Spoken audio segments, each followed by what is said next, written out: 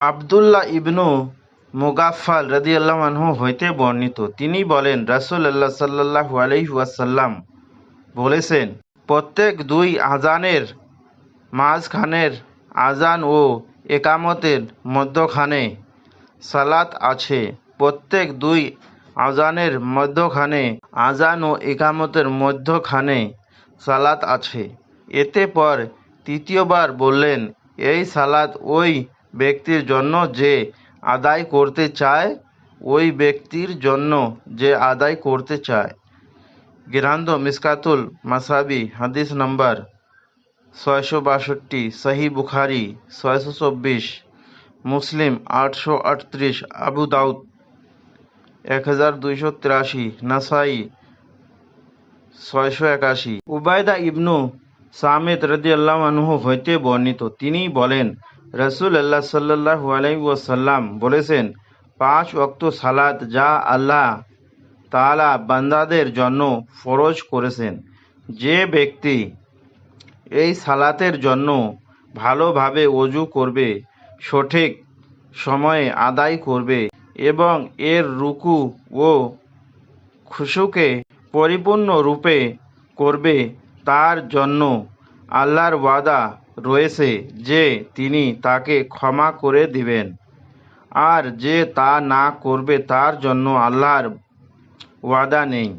ইচ্ছা করলে তিনি ক্ষমা করে দিতে পারেন আর ইচ্ছা করলে শাস্তি দিতে পারেন। গ্রন্থ মিশকাতুল মাসাবি, হাদিস নম্বর 570, সহি আহমদ 22,708, আবু দাউদ 425, মালিক 18, নাসাই 461। আয়েশা রাদিয়াল্লাহু আনহা হইতে বর্ণিত, তিনি বলেন, রাসূলুল্লাহ সাল্লাল্লাহু আলাইহি ওয়াসাল্লাম বলেছেন, আদম সন্তানের প্রত্যেককে 360টি জোড়া অস্থিসন্ধি দিয়ে সৃষ্টি করা হয়েছে। এই অবস্থায় যে ব্যক্তি আল্লাহু আকবার, আলহামদুলিল্লাহ, লা ইলাহা ইল্লাল্লাহ, সুবহান আল্লাহ বলবে এবং আল্লাহর কাছে ক্ষমা প্রার্থনা করবে, আস্তাগফিরুল্লাহ বলবে, মানুষের পথ হইতে পাথর, কাঁটা কিংবা হাড্ডি সরিয়ে দেবে, অথবা ভালো কাজের হুকুম করবে, খারাপ কাজ বাধা দেবে, আর এইসব কাজ 360টি জোড়ার সংখ্যায় অনুসারে করবে, সে ব্যক্তি নিজেকে সেদিন থেকে জাহান্নাম হইতে বাঁচিয়ে চলতে থাকবে। গ্রন্থ মিশকাতুল মাসাবি, হাদিস নম্বর 1897, সহি মুসলিম 1007, সুন্নানুল কুবরা লিল নাসাই 10,605, ইবনু হিব্বান 1380, সুন্নানুল কুবরা লিল বাইহাক্কি 7,822। আব্দুল্লাহ ইবনু আব্বাস রাদিয়াল্লাহু আনহু হইতে বর্ণিত, তিনি বলেন, রাসূলুল্লাহ সাল্লাল্লাহু আলাইহি ওয়াসাল্লাম আবু জার রাদিয়াল্লাহু আনহুকে বললেন, হে আবু জার, ঈমানের কোন শাখাটি অধিক মজবুত? তিনি সাল্লাল্লাহু আলাইহি ওয়াসাল্লাম বলেন, আল্লাহ তাআলার ও তার রাসূলেরই অধিক অভিজ্ঞত। তিনি সাল্লাল্লাহু আলাইহি ওয়াসাল্লাম বললেন, একমাত্র আল্লাহর সৃষ্টির উদ্দেশ্যে পরস্পর সাক্ষ্যতা স্থাপন করা এবং শুধুমাত্র আল্লাহ তাআলার সন্তুষ্টির জন্য কাউকে ভালোবাসা ও আল্লাহর সন্তুষ্টির জন্যই কাউকে ঘৃণা করা। গ্রন্থ মিশকাতুল মাসাবি 5014, হাসান সোয়াবুল ইমাম 9513, সিলসিলাতুস সহিহা 1728, সহিহুল জামি 2539। আনাস রাদিয়াল্লাহু আনহু হইতে বর্ণিত, তিনি বলেন, রাসূলুল্লাহ সাল্লাল্লাহু আলাইহি ওয়াসাল্লাম বলেছেন, আযান ও ইকামতের মধ্যবর্তী সময়ে দোয়া আল্লাহ তাআলার দরবারে হইতে ফেরত দেওয়া হয় না। মিশকাতুল মাসাবি, হাদিস নম্বর 671, সহি লিগ বাই হাক্কি, আবু দাউদ 521। আব্দুল্লাহ ইবনু উমর রাদিয়াল্লাহু আনহু হইতে বর্ণিত, তিনি বলেন, এক ব্যক্তি আবেদন করল, হে আল্লাহর রাসূল, আযান দাতা তো আমাদের চেয়ে মর্যাদায় বেড়ে যায়। রাসূলুল্লাহ সাল্লাল্লাহু আলাইহি ওয়াসাল্লাম বলেন, তারা যেভাবে বলে তোমরাও তাদের সাথে সাথে সেভাবে বলে যাও। আর আজানের উত্তরের শেষে যা খুশি তাই আল্লাহর কাছে চাও, তোমাদেরকে দেওয়া হবে।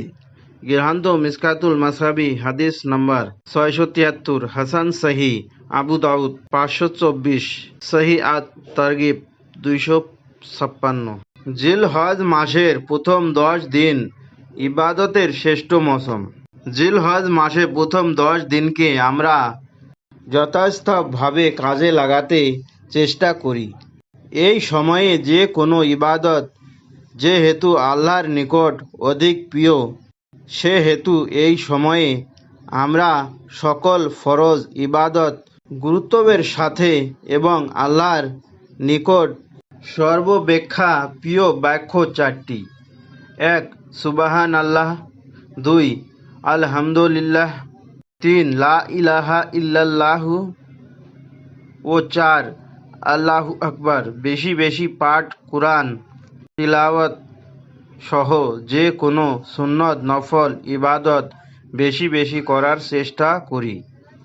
এছাড়া 1 জিলহজ থেকে 9 জিলহজ পর্যন্ত সবগুলো বা যে কয়েকটি সম্ভব হয় সিয়াম পালন, বিশেষ করে আরাফার দিন অবশ্যই, এবং 10 জিলহজ অথচ ঈদের দিন কুরবানির গোশত খাওয়ার পর্যন্ত সিয়াম রাখতে পারি।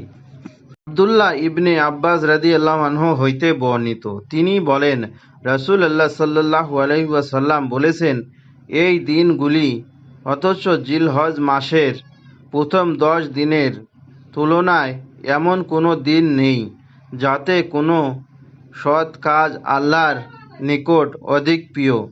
লোকেরা বলল, আল্লাহর পথে জিলহজও নয় কি? তিনি বলেন, আল্লাহর পথে জিলহজও নয়, তবে কোনো মুজাহিদিন ব্যক্তি যদি তার জান মাল সহ বের হয়ে যায় এবং তার কোনো কিছুই নিয়ে আর ফিরে না আসে অথচ শাহাদাত বরণ করে, তাহলে হয়তো তার সমান হইতে পারে।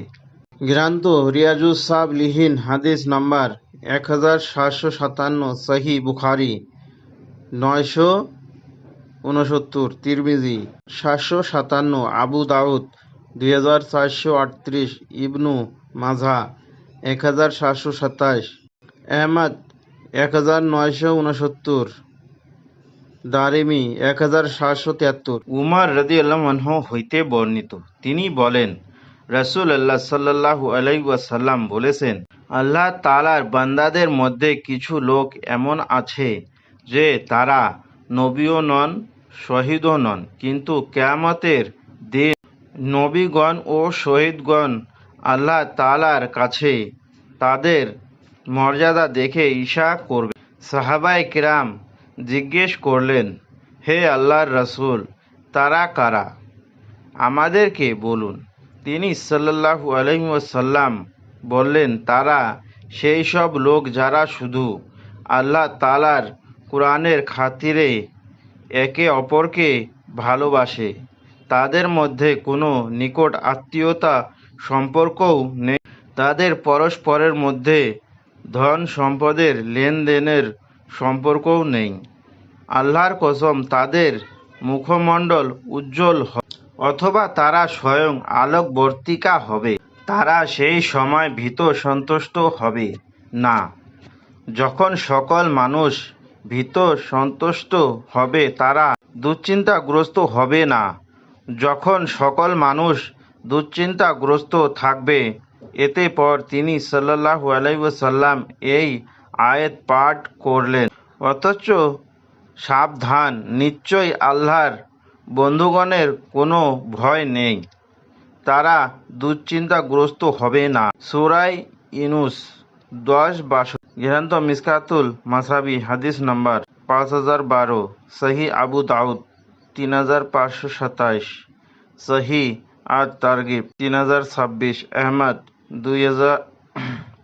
আহমদ 22,897, মুসনাদে আবু আয়লা 6,842।